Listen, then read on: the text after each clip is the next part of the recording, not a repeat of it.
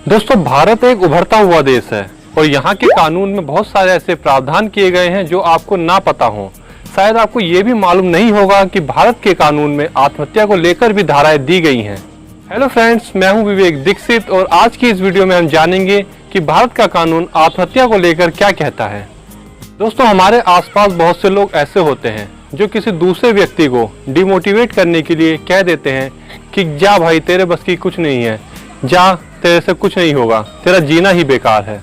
लेकिन वह ये नहीं जानते कि उस व्यक्ति ने उनके बहकावे में आकर अगर आत्महत्या कर ली तो यह एक बहुत ही गंभीर कोटि का अपराध होता है।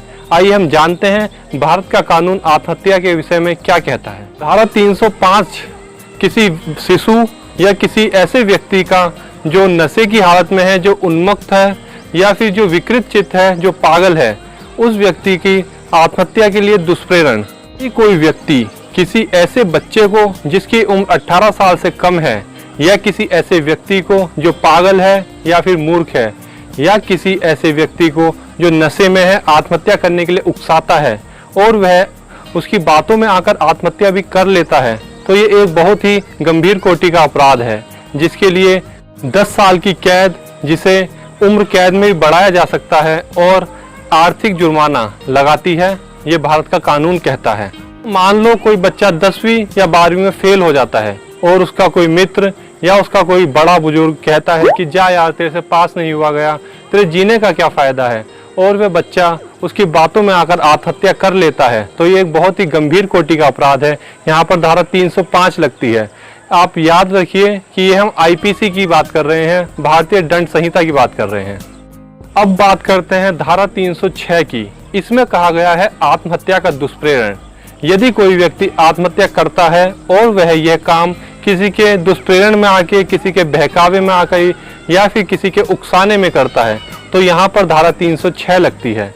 धारा 305 और धारा 306 में अंतर यह है कि जहाँ धारा 305 किसी बच्चे को डिनोट करती है, किसी पागल व्यक्ति को डिनोट करती है या फिर किसी ऐसे व्यक्ति को डिनोट करती है जो कि नशे में है, वहीं धारा 306 इन सारे बंधनों से मुक्त है।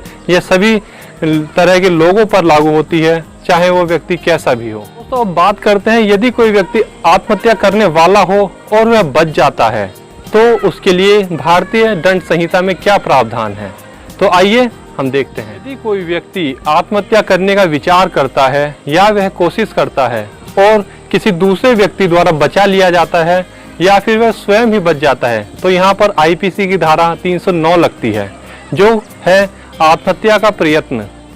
यहाँ पर ध्यान रखने वाली बात यह है कि इसमें भी सजा का प्रावधान है। यदि कोई व्यक्ति आत्महत्या करने की कोशिश करता है और वह बचा लिया जाता है या वह स्वयं बच जाता है, तो यहाँ पर उसे 1 साल की कैद होगी और आर्थिक जुर्माना अलग से लगेगा।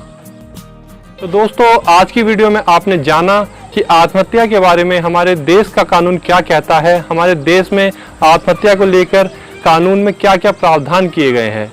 यदि आपको हमारी वीडियो पसंद आई है तो इसे लाइक करें, शेयर करें अपने दोस्तों के साथ और हमारे चैनल को सब्सक्राइब करें। और यदि आपका कोई क्वेश्चन है तो हमें कमेंट बॉक्स में पूछ सकते हैं, हम उसके बारे में अगली वीडियो जरूर बनाएंगे। तो आज की वीडियो में इतना ही। आप देखते रहें खिड़की।